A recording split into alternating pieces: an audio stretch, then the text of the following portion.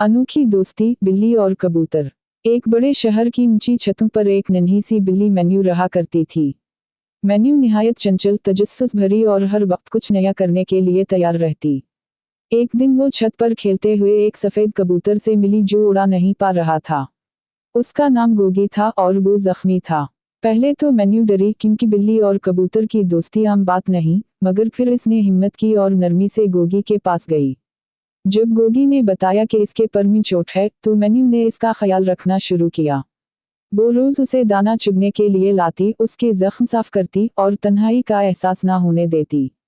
आहिस्ता आहिस्ता गोगी ठीक हो गया। शुक्रगुजारी के तौर पर उसने अपने दोस्त कबूतरों के साथ मिलकर मेन्यू के लिए एक खास पार्टी रखी। अब मेन्यू और गोगी रोज मिलते, बातें करते और खेलते हैं। एक बिल्ली और एक कबूतर की ये अनोखी दोस्ती सबके लिए मोहब्बत, खुलूस और सच्ची नीयत की एक खूबसूरत मिसाल बन गई।